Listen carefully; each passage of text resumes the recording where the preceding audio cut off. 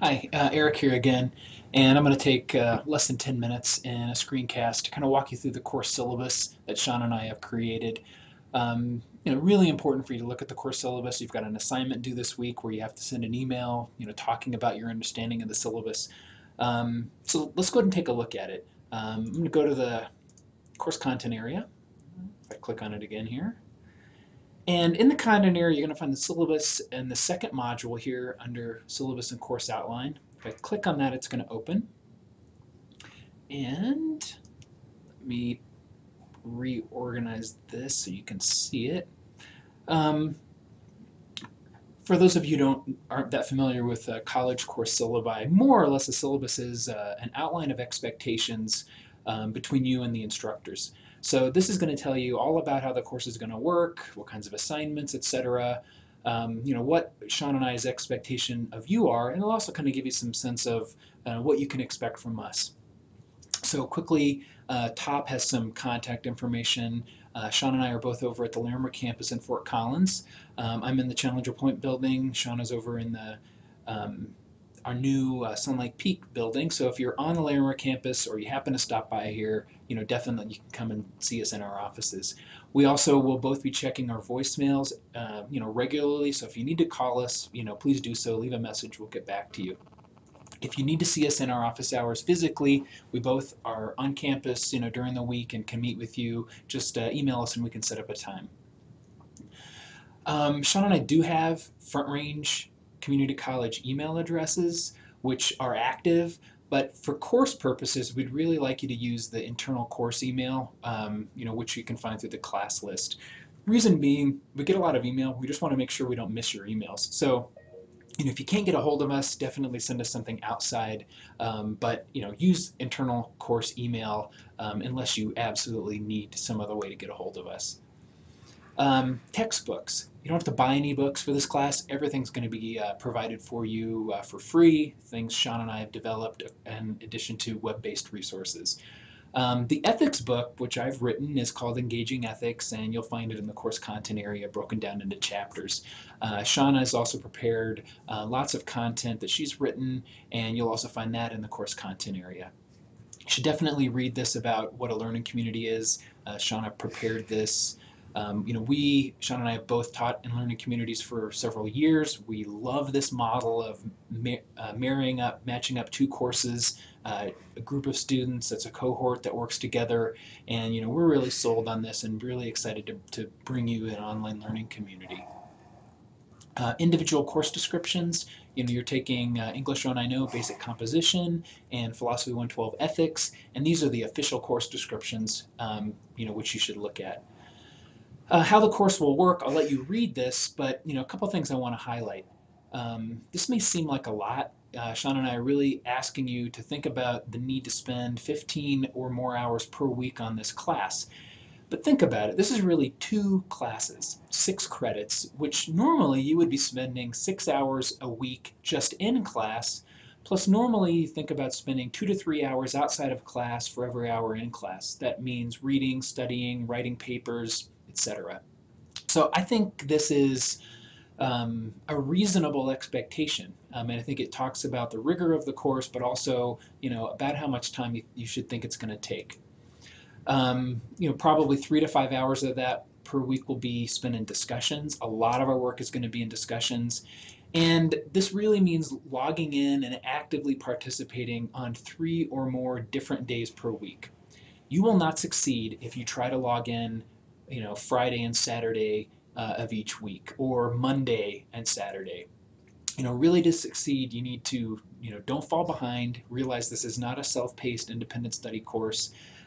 You'll have the best success, you'll have the most fun if you actually log in 3 or 4 different days per week and spend an hour or so on each of those days actively participating in discussion, checking email, and doing those kinds of things. Don't fall behind. Just keep up, and if you start to fall behind, if you start to struggle, let Sean and I know, and we can try to help you with that. Assignments and evaluation. Sean and I want you to succeed, and we're going to work with you the best we can this semester to try to help you succeed in the course, and this is what we're going to be doing. We'll be doing 4 papers. Some of them will be relatively short, some of them a little bit longer. We'll certainly talk much more about the details later, but 50% of your course grade are going to be on papers you're writing. Sean and I will both be grading those papers, so we're going to be both looking at the papers from the standpoint of ethics content and the composition aspects of the papers.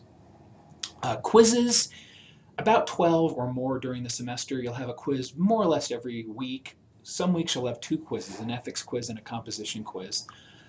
Generally, ethics quizzes are always due on Tuesday, and the composition quizzes are often due at the end of the week on Saturday or Sunday.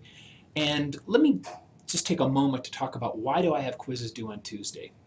Our week starts on Sunday, and then I give you a quiz that's due on Tuesday.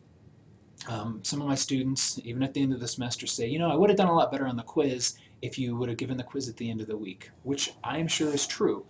The reason I make the quizzes due Tuesday is these are reading quizzes. They're really a way for you to assess your own understanding of the reading, the basic ideas, the main concepts, the arguments, the theories, etc.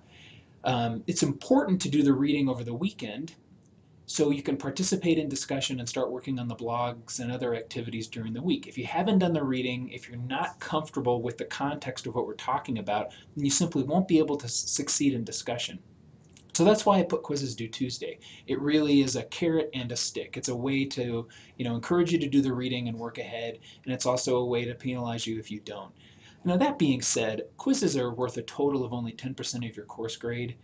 So, quizzes are not going to make or break you, and Sean and I have both said, take the quizzes. We're not going to let a few bad quizzes or even several bad quizzes torpedo your grade. This is really a way for you to make sure that you're understanding the reading. If you're not doing well on quizzes, then talk to me, talk to Sean, and we can figure out what's going on, help you with some reading strategies. Blog assignments.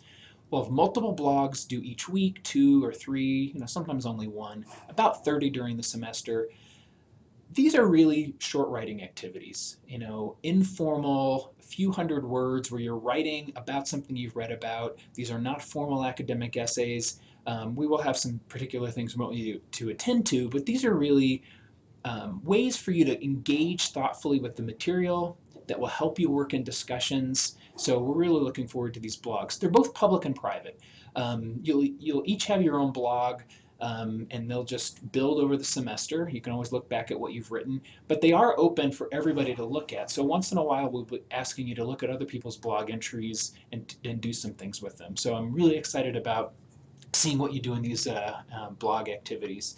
And for those of you who maybe everyone's aware of what blog means, it comes from the word web blog. It's basically just an online journal that we're going to be using. Discussion, interactive discussion is really the meat of the class.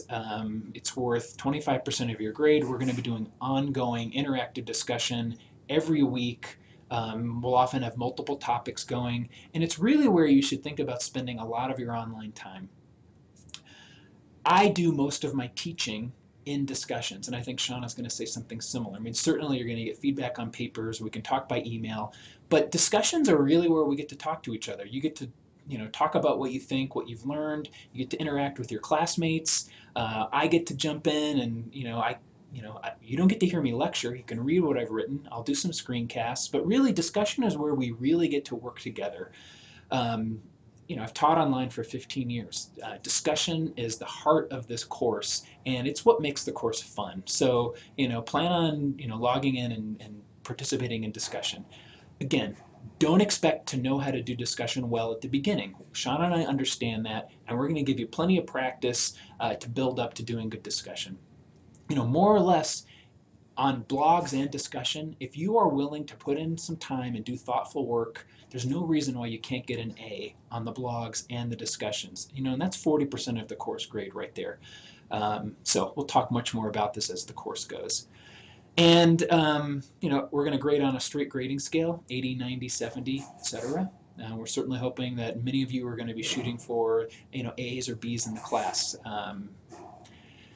Important notes, definitely, keep track of the course. We may make changes to the course outline. You're responsible for those changes. Definitely work together, study with others, but, turn in work that's your own. We'll be talking a lot more about plagiarism this semester in the context of a composition class, but I guess I'll just say this is an ethics class.